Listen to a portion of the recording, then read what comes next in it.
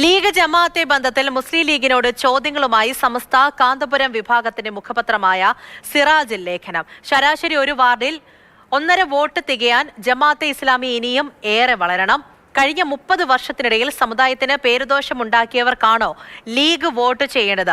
സമുദായത്തിന്റെ കളിയിൽ നഷ്ടങ്ങളുടെ കണക്ക് മാത്രം എഴുതി ചേർത്തവർക്ക് വോട്ട് നൽകണമോ എന്നും ലേഖനത്തിൽ സുലൈമാൻ സഖാഫി ചോദിക്കുന്നു. ഇംതിയാസ് കരീം കോഴിക്കോട് നിന്ന് വിവരങ്ങളുമായി ചേരുന്നുണ്ട്. Imtiaz, good morning. ഇതിപ്പോൾ കുറേ നാളുകളായി ഇത് തന്നെയാണ് ചർച്ചയായി പോകുന്നത്, വിമർശനങ്ങൾ ഉയരുന്നുണ്ട്. എന്താണ് ഇപ്പോൾ ഇന്നത്തെ ഈ ലേഖനത്തിൽ പറയുന്നത്?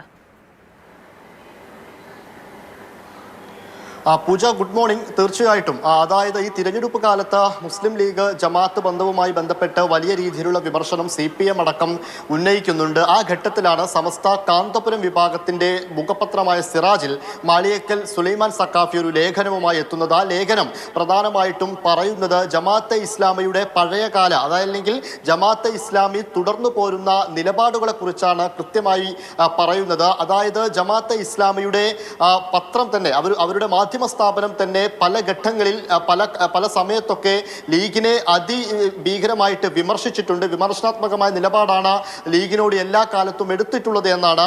അതിൽ പ്രധാനമായിട്ടും പറയുന്നത് മുസ്ലിം ലീഗ് ആയിരുന്നല്ലോ ഈ തീവ്രവാദത്തിന്റെ ഹെഡ് ഓഫീസ് എന്നായിരുന്നു ജമാഅത്തെ ഇസ്ലാമി എല്ലാ കാലത്തും പറഞ്ഞുകൊണ്ടിരുന്നത്. ആ തരത്തിലുള്ള ലേഖനങ്ങൾ, ആ തരത്തിലുള്ള പ്രചാരണങ്ങളൊക്കെ ജമാഅത്തെ ഇസ്ലാമി എല്ലാ കാലത്തും നടത്തിയിട്ടുണ്ട്. അതോടൊപ്പം തന്നെ ഈ വോട്ട് ചെയ്യുക, അതല്ലെങ്കിൽ ഒരു സ്ഥാനാർത്ഥിയെ നിർത്തുക, തിരഞ്ഞെടുപ്പ് എന്നൊക്കെ പറയുന്നത് ഷിർക്കാണ്, അതൊന്നും മുസ്ലിമിന് പാടില്ല എന്ന രീതിയിൽ പ്രചാരണം നടത്തിയവരാണ് ജമാഅത്തെ ഇസ്ലാമി.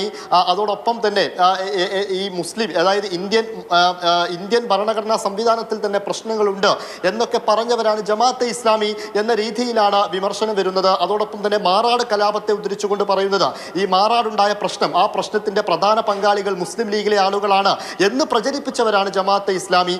ഇങ്ങനെ ലീഗിനെ അതിഭീകരമായി എല്ലാ കാലത്തും വിമർശിച്ച ജമാഅത്തെ ഇസ്ലാമിക്ക് എങ്ങനെയാണ് മുസ്ലിം ലീഗ് ഇപ്പോൾ വോട്ട് ചെയ്യുക എന്നാണ് പ്രധാനമായിട്ടും ചോദിക്കുന്നത്.